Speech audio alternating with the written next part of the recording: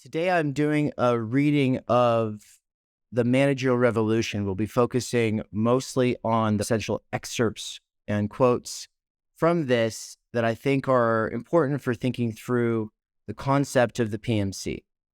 James Burnham's The Managerial Revolution is a very controversial work, and for good reason. He is someone who was a Trotskyist for, a few years. He was involved in starting a workers' organization, but then there was a split within that organization, and he got disillusioned on Marxism. And this work was the main sort of treatise of, you could say, why he left the left, or why he stopped believing in the Soviet cause. Because he stopped believing in the Soviet cause and because he got pretty black-pilled about everything, he later gets involved with what later became the CIA. This guy is, for all practical purposes, if you are a leftist, the enemy. But political theorists, left, right, and center, all believe that it is important to read people like Machiavelli, to read people like Carl Schmitt. And that is because you have to understand how people are thinking about politics. If you want to understand how neoconservatives think about politics, how so many Marxists who become neoconservatives are able to make that transition, then you have to read this text and take it seriously. But more importantly, if you want to use the PMC concept and class analysis, it is going to be very common that people look at you and go, oh, well, at least I say people, keeping it all vague. No, I mean, people like C. Derek Varn and Douglas Lane, people on the left, the Marxist left specifically, will be like, oh, the PMC, yeah, that's basically just Burnham's concept, and he's a neocon, so what the fuck? Why are you actually taking this seriously? The answer is that Marx would have taken it seriously.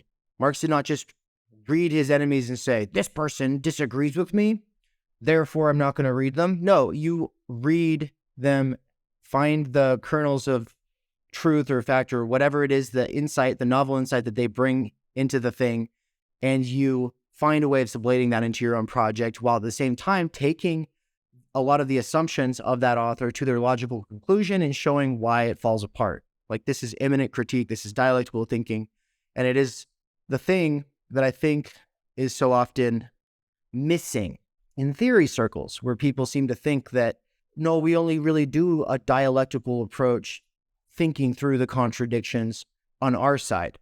We don't have to take other sides seriously. Okay. Not only is this not a good approach in the sense that it doesn't help us get better, but more importantly, if he is seeing something so fundamental that it causes him to break a lot of his alliances and friendships and eventually go in the completely opposite direction, then it might be worth trying to understand. And as with almost every thinker, the diagnosis usually does not necessitate their proposed solution or cure. So if he is onto something with the diagnosis, then the question is, does that really mean that his solution or his approach is what's required? No. George Orwell is an example of someone who took the basics of this thesis to heart as a critique of Soviet Russia, but at the same time completely disagreed with the sort of neoconservative conclusions. So that's pretty much all I have to say about that. I think it's just important. It's an important basis to the conversation. I think that Barbara Ehrenreich has a lot more sources at her disposal when she writes the PMC essay, and she is a big critic of Burnham. She's also a big critic of neoconservatism. And so, nevertheless, though, she has to take it seriously, as do we. So let's get going. The Managerial Revolution by James Burnham. The problem. During the course of the Second World War, which began on September 1st, 1939, growing numbers of persons came to the conclusion that this war could not be adequately understood in the usual military and diplomatic terms. Of course, each participant in every big war is careful to explain that it fights not for any vulgar purpose of mere conquest, but for liberty, justice, God, and the future of mankind.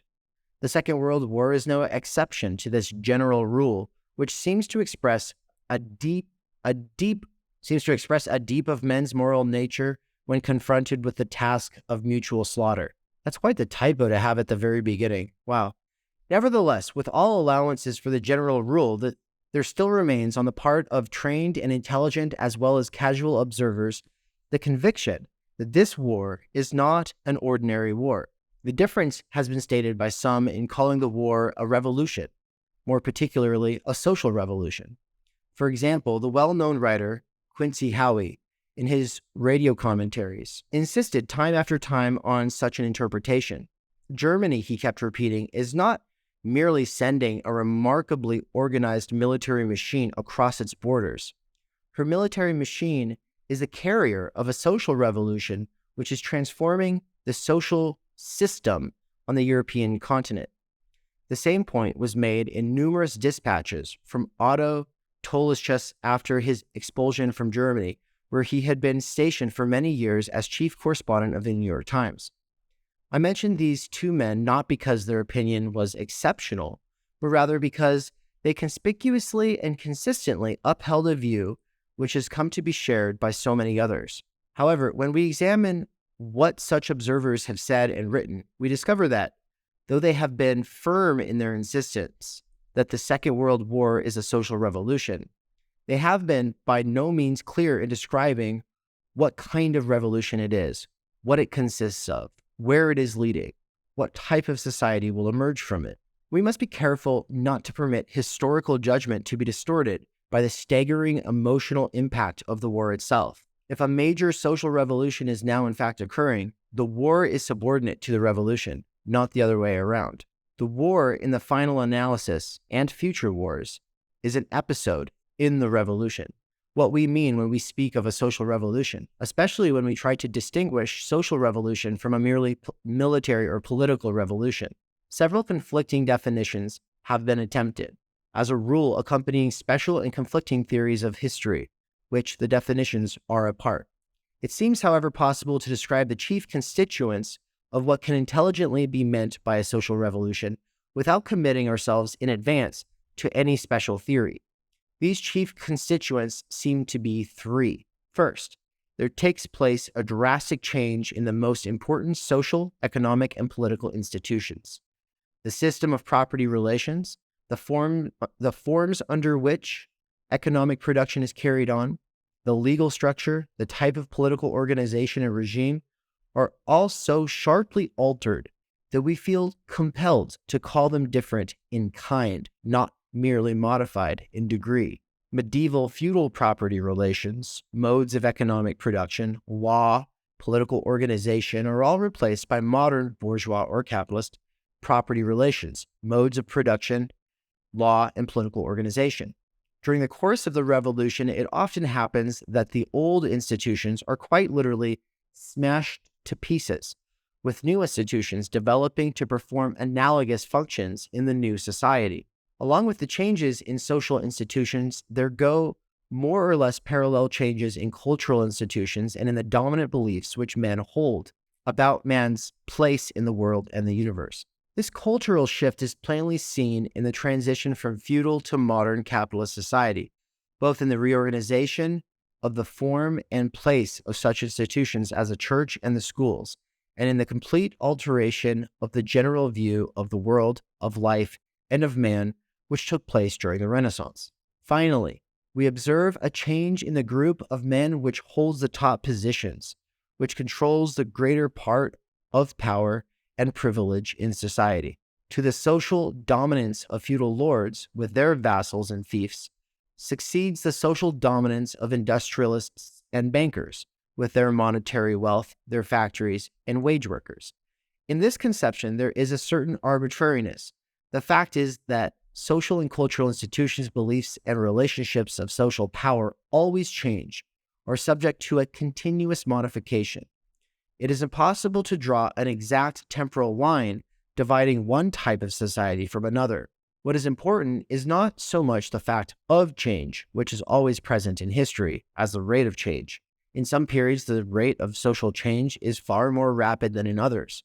Whatever one's professed theory of history, it can hardly be denied that the rate of change of social institutions, beliefs, and relative power of various social groups was incomparably higher in, say, the 2 centuries from 1400 to 1600 than in the 6 centuries preceding 1400. That indeed, there was a much greater total change in those 2 centuries than there had been during the 6 centuries from 600 to 1400. What we seem to mean by a social revolution is identical with such a period of maximum rate of change. We all recognize the society that prevailed before such a period as a different type from that which is consolidated after it. Historians differ widely about when the modern era began, but they all unite in making a sharp distinction between medieval and modern society. To say that a social revolution is occurring at the present time is, then, equivalent to saying that the present is a period characterized by a very rapid rate of social change, that it is a period of transition from one type of society, that type which has prevailed from roughly the 15th century to the early part of the 20th, to a new and different type of society. For centuries, men's activities are worked out within a given, more or less stable framework of social and cultural institutions. Changes take place, but not to such an extent as to alter their basic framework. Occasionally, in human history, the changes take place so rapidly and are so drastic in extent that the framework itself is shattered and a new one takes its place. So the first 3 pages here really are just him being like, okay, so things are changing and people are like, hey, what's going on? Things aren't working out the way that we had predicted, and none of our existing theories can really explain the situation. He's like, okay, so we have to understand what we mean by social revolution. So there's 3 factors here that make up a social revolution. What are those 3 factors? Yes, so the social revolution is the 1, drastic change in the social, political, economic institutions themselves. 2, in the cultural institutions and cultural beliefs of the society. And then 3, the actual ruling class, like who makes up the ruling class, right? So it's those 3 things, those 3 factors, which, to put them in Marxist terms, because he is thinking more or less like a Marxist here, like a worldview Marxist, it's base, superstructure, and the people in the ruling class. If the base, the superstructure, and the people in the ruling class all fundamentally change, then there's a social revolution afoot. The problem of this book is as follows. I'm going to assume the general conception of a social revolution, which I have just briefly stated. I'm going to assume further, though not without evidence to back up this assumption, that the present is in fact a period of social revolution, a transition from one type of society to another. With the help of these assumptions, I shall present a theory, which I call the theory of the managerial revolution, which is able to explain this transition and to predict the type of society in which the transition will eventuate. To present this theory is the problem, and the only problem, of this book. I do not wish to pretend that this theory is a startling and personal innovation. On the contrary, when, during the past years, I have presented it in lectures or conversation, I am generally told, why, that is just what I have been thinking lately, or that is what I was telling so-and-so only a few days ago. This reaction has seemed to me a reason not for dropping the theory as trivial or banal, but rather for bringing it as fully and explicitly as possible into the light, so that it may be examined publicly and critically to be rejected, accepted, or suitably modified as the evidence for and against it may demand. This is kind of what I mean when I say that there's the theory of what Burnham is doing, and then there's sort of his epistemological approach. He's very clear here about not trying to speak beyond the evidence and sticking to facts that he thinks are facts no existing theory to date has been able to explain. So he presents this as though he wants it to be open to argument. He wants critique. He wants the public to be able to digest it, reflect on it, accept or reject it, modify it to whatever degree is necessary. And so it seems very scientific in that way, right? Whether that is just rhetoric or not is for us to judge, I suppose, as we continue. At what point does the theory stop being so scientific and become ideological? Well, that's for us to find out. Okay, so quick recap so far of where we're at. What is he doing? He's saying, in order to talk about where we're at today, we first have to talk about where we've been. What was the world of yesterday? And so he's trying to describe here for us, what is capitalism, right? And how is capitalism different from what comes before it? Because obviously there's a lot of people who are just like, capitalism is just human nature. He does not believe that, obviously. No, instead, commodity production for exchange value, instead of just as a direct response to human needs, the dominance of money, and specifically in its form, which is money making babies, right? The money's focus on its own reproduction for its own sake, and then unique crises, the booms, the busts, the recessions, etc. And then the last part concerning the unique crisis is the other part is that for capitalism to be capitalism, there's not a plan. There's not a central organization of the society where it's all planned from the top down. Capitalism is, in its very nature, rhizomatic, dispersed, right? It's not something that can be controlled without becoming something else.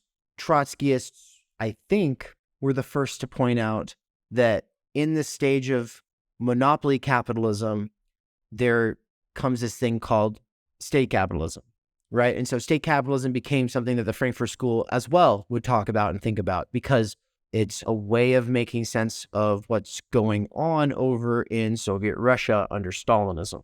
Burnham's point is that if you call it state capitalism, if it's actually centrally regulated to the point where these other factors of what makes it capitalism in the first place are no longer present or no longer dominant, then we're dealing with a new hybrid, with a new animal altogether. So basically he's saying, yeah, not only is capitalism not natural, but also the capitalist, what we see as the nation state within capitalism is a unique form that is taken on in capitalism. It's not seen in feudalism. And as well, democracy and capitalism have very little to do with one another outside of rhetoric. So, that's basically that session, right? So it's like ideology at this mass scale, this verbal cement that rationalizes and holds together the particular formation of society that works in the interests of the people who are obviously on the top of that social configuration. They're not expressed as like, this is what our society believes. We believe that this is good just for the rulers. No. Even if it's God and king and everything revolves around this idea of subservience to the God. Well, it's for the good of society. It's for the social cohesion of society. It's always put forward as this is the rightful order of things, right? Justice is served when everything is in its proper place, when the serf is deferent to the master. The theory of the proletarian socialist revolution. The second and only other serious alternative to the history of the managerial revolution is the theory that capitalist society is to be replaced by socialist society. This belief is held by socialists, communists, in general, by all who call themselves Marxists, and, in slightly different words, by anarchists and anarcho-syndicalists. Interestingly enough, it is also held by many others who do not at all consider themselves to be Marxists, by not a few even, who are against socialism. Many liberals believe that socialism is going to come, and there are staunch capitalists and defenders of capitalism too, or capitalism who, though the prospect is not at all to their taste, believe likewise. First, we must be clear about what is meant by socialist society. It is worth emphasizing that with respect to the central and only problem of this book, the problem of what type of society is to prevail in the immediate future and for the next period of human history, the theories of anarchists, socialists, communists, and their sub-varieties are the same. Point is the differences between the different variants of the left is, what are we to do about it? How we are to help along that change, or how we are not to help, or whatever. There's just differences in strategy is what's trying to be said here. The determining characteristics of what they mean by socialist society are that it is classless, fully democratic, and international. By classless, it is meant that in socialist society, no person or group of persons has, directly or indirectly, any property rights in the instruments of production different from those possessed by every other person and group. It amounts to the same thing to say that in socialist society, there are no property rights in the instruments of production, since a property right has meaning only if it differentiates the status of those who have it from that of those who do not. The democracy of the hypothetical socialist society is to extend and completely to all social spheres, political, economic, and social. And socialist society is to be organized on an international scale. And you got to remember, at this time, Stalin is saying that Russia has achieved its realization of a socialist society. So the thing that I know that a lot of people will say, which is, oh, no, socialism is a transition to capitalist society. No, like you had the spokespeople of socialism at the time were saying, no, we've reached it. We've reached a classless society, comrade. If this cannot be done completely in the first stages, at least this is to be the tendency of socialism. If not at once international, it is to be always internationalist, as indeed it would have to be if it is ever to become actually international. There is another important point of agreement, at least since Marx himself, among all serious organized groups which have held the theory we are now analyzing.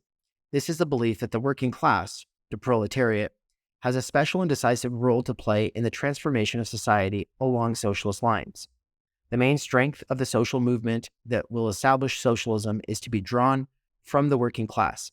This belief can readily be granted, for if the main strength did not come from the working class, where indeed could it come from? Put very simply, the Marxist movement understands the process as follows. The working class will take over state power by insurrectionary means according to the Leninist wing of Marxism, by parliamentary means according to the reformist wing.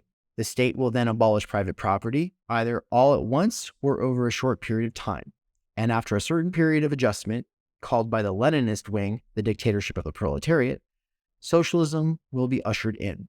Under socialism itself, in keeping with its fully democratic classless structure, state power in the sense of the coercive institutions of government, police, army, prisons, will disappear altogether. Long parentheses here. Yeah, so really he's just kind of repeating here in a different way that capitalism is totally fucked and socialism is not necessarily inevitable. Just because capitalism is fucked doesn't mean that socialism is inevitable. For some reason, a lot of people will take the fact that capitalism is doomed as proof that socialism is inevitable. And I have to say, as someone who's been very convinced by a lot of Marx's arguments, I tend to find the conclusion that socialism or communism is inevitable a little hard to take seriously as a scientific conclusion. It's a lot more obviously ideological in the sense of like, you can see how at a certain time that mobilized a lot of people in terms of how they felt and how they rationalized their action.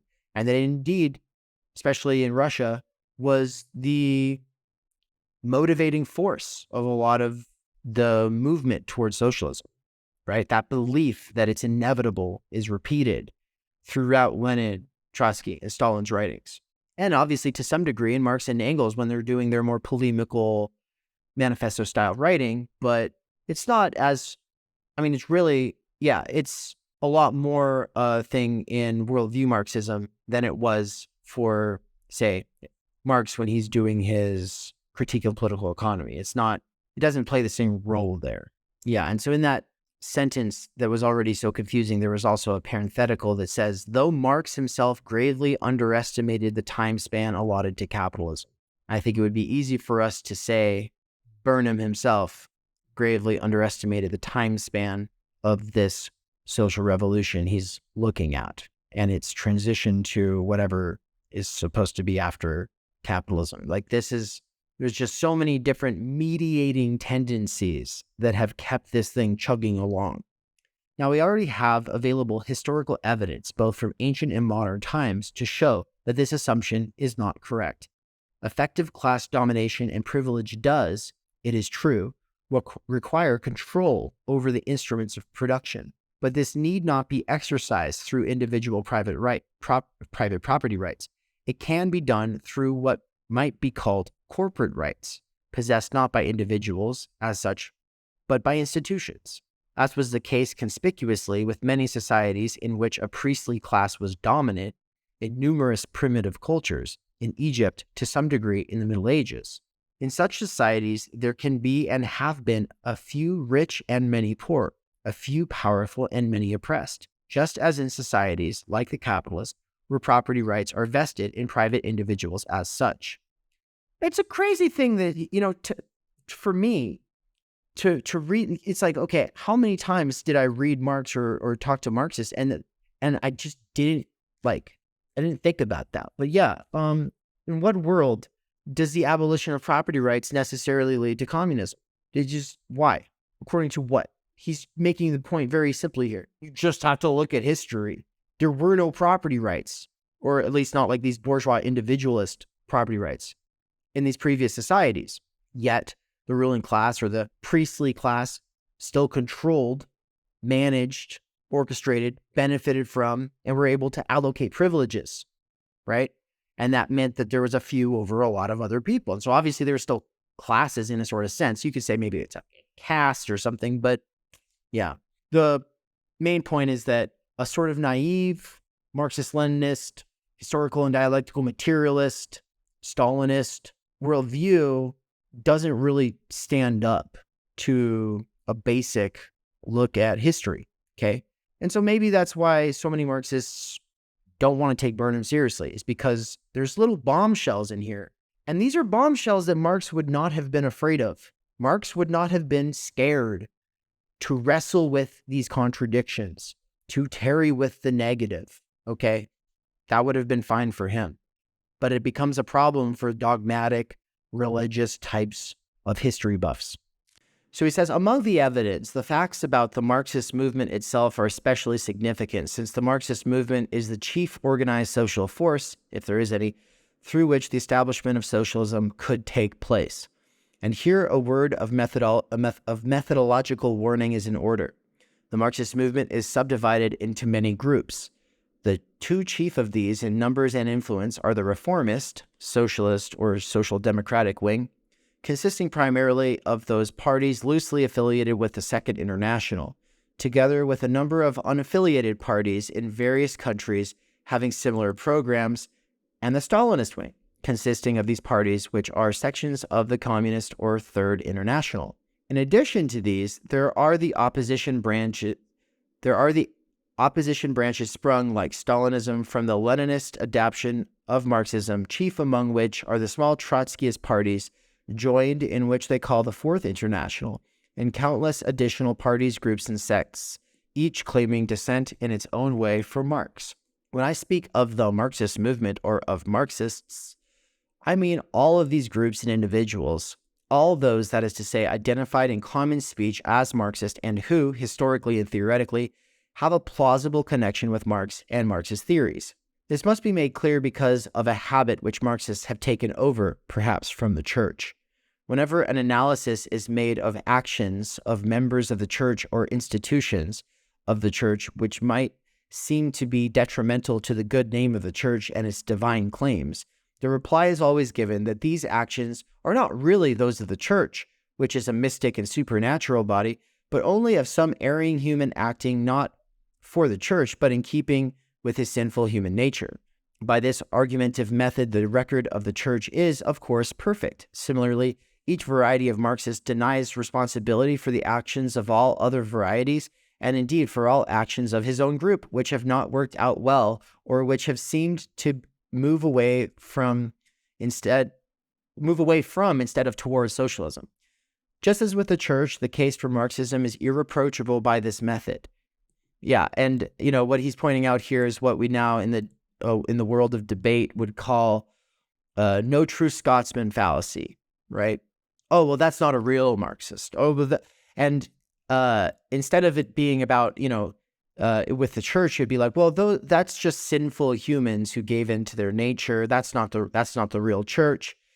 In Marxism, I think especially with Trotsky, is the tendency would be to say, oh, well, that's because of corruption in the bureaucracy. That's because of, cult of personality. That's because of defensive maneuvering that was a reaction against the reaction itself.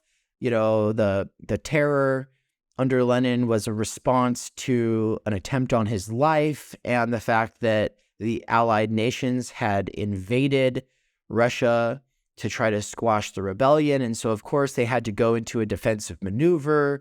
And so, insofar as there was forced labor and people being sent to the gulags and purges and eventually culminating all of this in show trials, all of that stuff is not real Marxism and it's not real socialism. So I feel like at this point, he's arguing with a very small minority of people who might actually watch this video. Okay. I don't think most people are like, yeah, Stalinism was actual socialism, but that is kind of the argument he has to make here. Though freedom and democracy were never very extensive in revolutionary Russia, there was a considerable measure during the first years of the revolution. The first, that is to say, of greatest tribulation, of famine and civil war and wars of intervention, when any type of society and regime might well have been expected to lessen or suspend freedom. As people say, war communism, right? The democracy was represented by the existence of legal opposition parties, public factions of the Bolshevik Party itself, important rights possessed by local Soviets, workers' committees and factories, trade unions, etc., and by such factors as the elimination of titles, special modes of addressing superiors, fancy uniforms, educational discrimination, and the other outward marks of social class distinctions. Every shred of freedom and democracy has by now been purged from Russian life. No opposition of any kind, the lifeblood of any freedom, is permitted. No independent rights are possessed by any organization or institution, and the outward marks of class differences and despotism have one by one returned. If we review honestly the developments in Russia, it is clear that in no important respect has the theory that socialism is coming been justified. Every Russian development runs counter to what the theory leads us, and did lead those who believed it to expect. Naturally, dialecticians can explain away what has happened in Russia. They can say that it was all because Stalin got into power instead of Trotsky, or because of the failure of other nations to revolt, or because of Russia's backwardness. Next time, things will be different. But the fact remains that Stalin did get into power, that the other nations did not successfully revolt, and that the revolution did take place in a backward country, and that the Russian Revolution led not toward socialism, but toward something most unlike socialism. Russia was, and this is admitted by all parties, the first experiment in socialism. The result of this experiment are evidence for the view that socialism is not possible of achievement or even of approximation in the present period of history. Such an experiment, or even several of them, are not by themselves conclusive and final demonstration. No experiments are ever conclusive and final, but we must draw the lesson of the facts we have until perhaps different facts are placed at our disposal. But to anticipate briefly, though Russia did not move toward socialism, at the same time it did not move back into capitalism. This is a point which is of key significance for the problem of this book. All of those who predicted what would happen in Russia, friends and enemies, shared the assumption, which I have already discussed in this chapter, that socialism is the only alternative to capitalism. According to Marx himself, the inherent development of capitalist society as it tended towards centralization and monopoly was such that there would take place the proletarianization of the overwhelming bulk of the population. That is, almost everyone would become workers. This made socialism easy, because the workers would have almost no one except a handful of finance capitalists to oppose their course. As is well known, this development did not take place as predicted by Marx. Sectors of the economy, even of advanced nations, in particular agriculture, resisted the process of reduction to full capitalist social relations. Most persons engaging in agriculture are neither capitalists nor workers in the technical sense, but small independent producers. Small independent proprietors remain in many lines of endeavor, and the last 75 years have seen the growth of the so-called new middle class, the salaried executives and engineers and managers and accountants and bureaucrats and the rest, who do not fit without distortion into either the capitalist or worker category. And I would add, they don't fit into that small proprietor category either.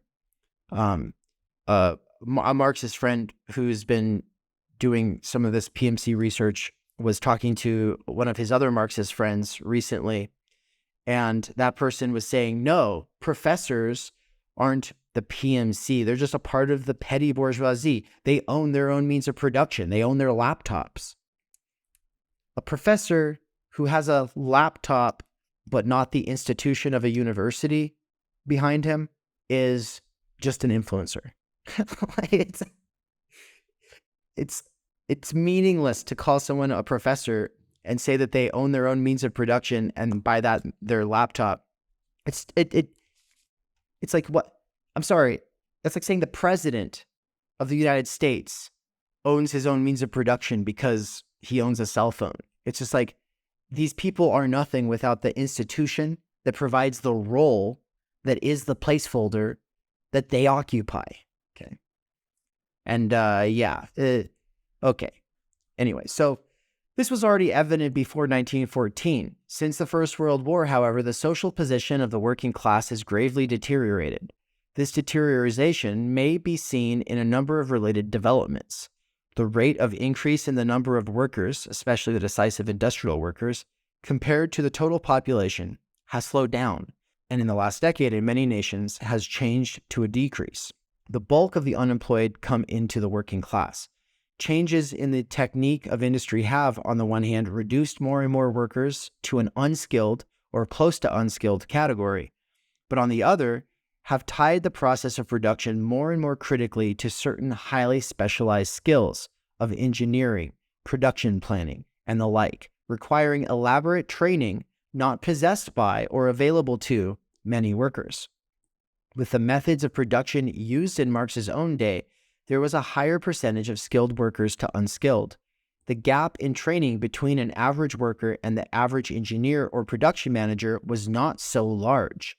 Indeed, in most plants and enterprises, there was no need to recognize a separate category of engineers and scientists and production managers, since their work was either not needed or could be performed by any skilled worker. Today, however, without the highly trained technical workers, the production machine would quickly run down. As soon as serious trouble arose, or change or replacement was needed, or plans for a new production run were to be made, there would be no way of handling the difficulties. This alters gravely the relative position of the workers in the productive process.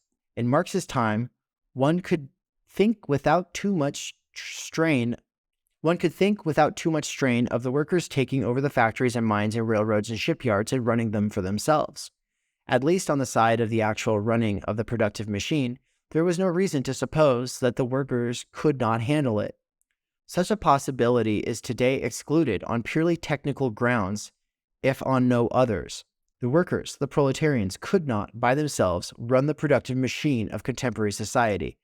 I think in this same chapter, I hope it's in this chapter, he's going to also talk about how the same thing is true of the military and the state, because the state apparatus used to be a lot more simple.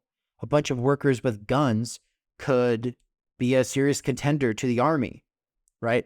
But who honestly believes that now today, besides those people who stormed the Capitol, right?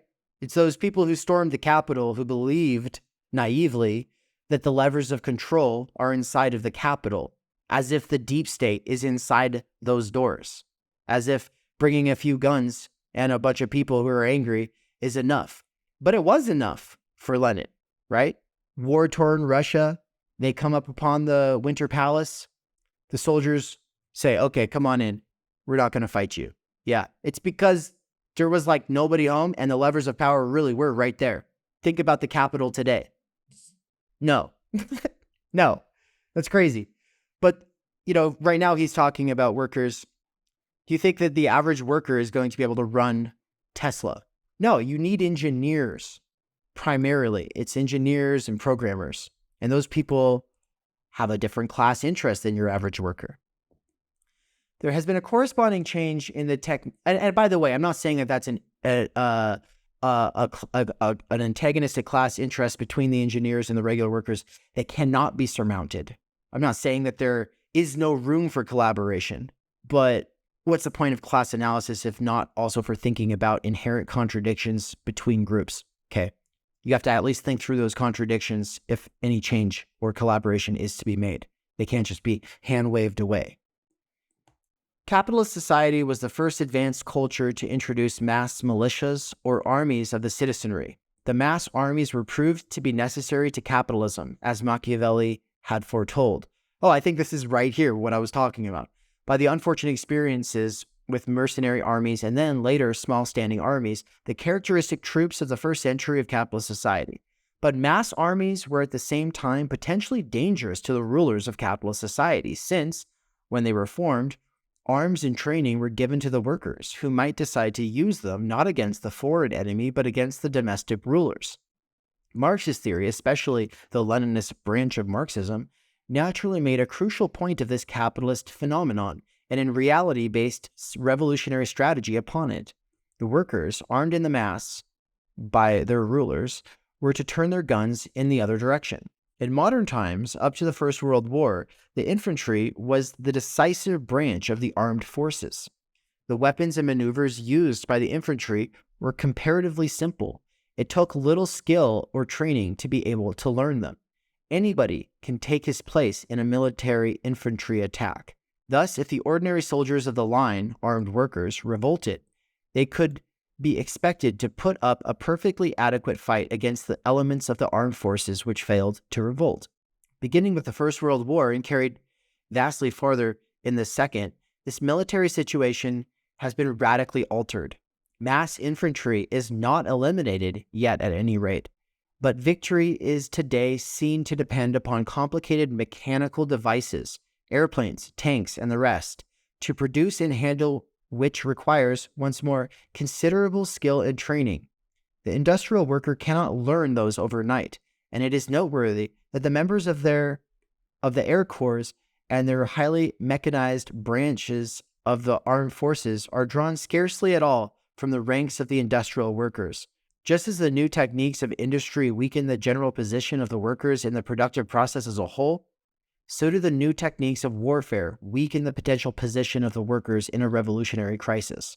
Street barricades and pike staffs, even plus muskets, are not enough against tanks and bombers.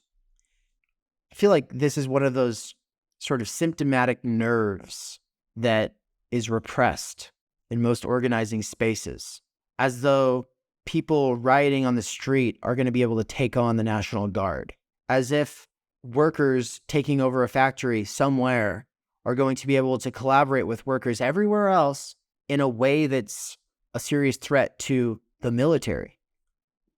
No, who does Jacobin, CPUSA, the IMT, the DSA, who do they all look to when they're thinking about the revolutionary subject or their chief constituency? They talk about the working class, but who are they recruiting? And who are they gearing their rhetoric towards? Except for a very small percentage of the student population. They're not doing it for the military population. Yes, you do get a veteran here and there who gets involved with the left, but that veteran is not among like-minded folk, not among people who've been through similar experiences, and they have to adapt to students. It's not the other way around. These aren't students adapting to ex-military personnel who are looking to organize the military and industrial proletariat. You're not going to see that. You're not going to see the vibe of any organizing space is student-oriented, not military, not blue-collar. That's the point. The important social groups having as their professed aim the transition to socialism are the various Marxist political parties. Practical success for such parties does not at all guarantee the victory of socialism, as the Russian experience shows. In general, there is no necessary correspondence between the professed aims of a political party and what happens when it takes power. But practical failure of these parties is additional and strong evidence against the prediction that socialism will come, since it removes one of the chief social forces which have been pointed to as motivation for the prediction. And the fact is that during the past 2 decades, Marxist parties have collapsed on a world scale. Their fate can be pretty well summed up as follows. They have all either failed socialism or abandoned it, in most cases both. These parties, it should be recalled, comprised in their ranks and sympathizing circles tens of millions of persons throughout the world. During the past 20 years, they have simply disappeared from existence in nation after nation. Wherever fascism has risen, and even, as in several Balkan nations where fascism has not been conspicuously present, the Marxist parties have gone under, usually without even a fight for survival. The greatest of all Marxist movements, that of Germany, bowed to Hitler without raising a hand. Nor should we permit ourselves to be deluded by refugee Marxists who, whether to give themselves prestige and an audience, or out of sincere self-deception, tells us about the vast underground movements. There is not the slightest real indication of the persistence of large organized underground movements. What has happened to the members of the Marxist parties is that many of them, particularly including many of the most vigorous, have been absorbed into the fascist movements. Others have abandoned their hopes and become wholly passive. And in any case, the new political techniques serve to atomize the remainder, as they do all opposition, so that they cannot exist as an organized force and therefore cannot function seriously in the political arena, since only organized groups are of importance politically.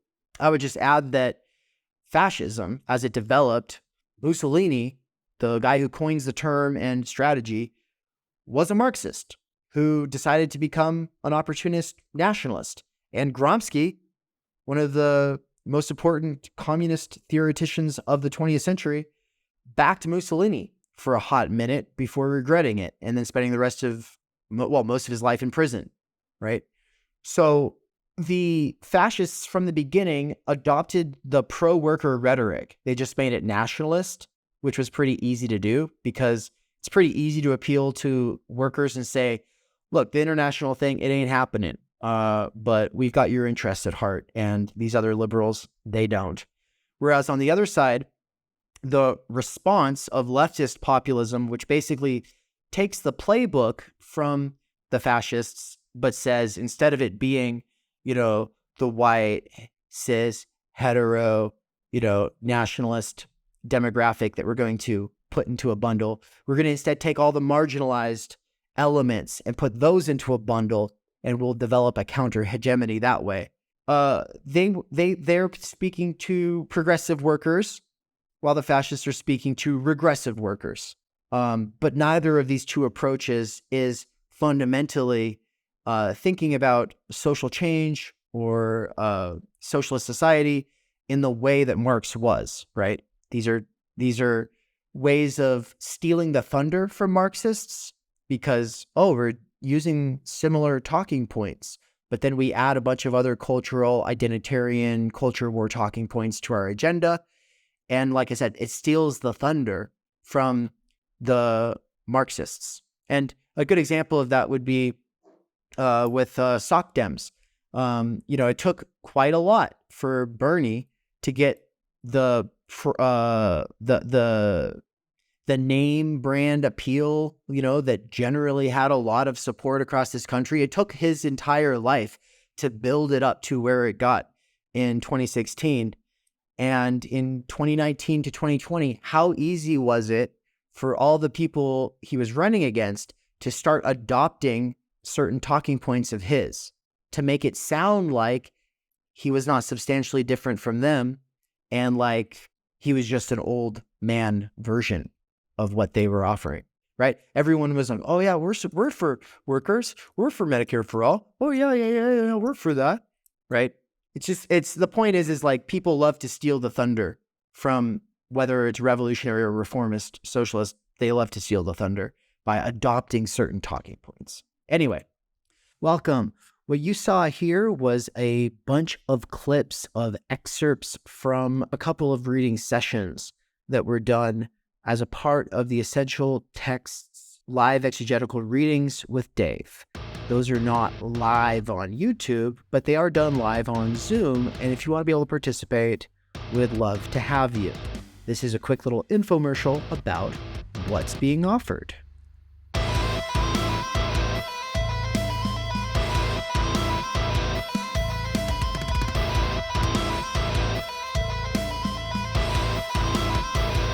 Do you want to read, but you find that you're too distracted? Is that why you find yourself listening to things like this? Do you wish that you could focus in the mornings and have a more structured reading regimen so that you would be able to develop yourself to have a basis in a variety of fields, from political and social theory to continental philosophy and theory more broadly? Perhaps you find that while trying to do that, what's actually happening is you're constantly getting distracted or getting neurotically caught up in questioning whether you're even reading it correctly or not. And yeah, maybe you could benefit from having morning sessions with me. Every one of the courses being offered from Theory Underground is going to have an accompanied live exegetical reading component that you could attend in the mornings through Zoom calls. If you're someone who either has a lot of time on their hands and is playing video games, working out, skateboarding, or perhaps doing some kind of wage labor that allows you to listen to things, this is an opportunity to basically read these texts, but with a guide. Someone who's already been over the territory before. This can drastically accelerate your own development, but also your own reading habits. Essential Texts with Dave in the Morning is something that I've been planning and developing for a while now, but I've only been doing it for a few weeks, and it's been a really good time. It's one of those things where I stop and have a side conversation to make sure that we've been making sense of the text up until that point, and then I'll summarize where we're at and then keep going. And that kind of interaction with other people while reading a text aloud takes it out of the isolation and sort of the self-referentiality and confusion of just doing things by yourself sometimes, especially if you are newer to texts like these. So I will be reading a variety of texts from political and social theory, as well as stuff like fundamental ontology with Martin Heidegger and Levinas and Das Kapital by Marx. So there's going to be a lot of different texts, kind of depending on what it is that we are doing in the courses. You don't have to sign up for the course to get access to Essential Texts with Dave.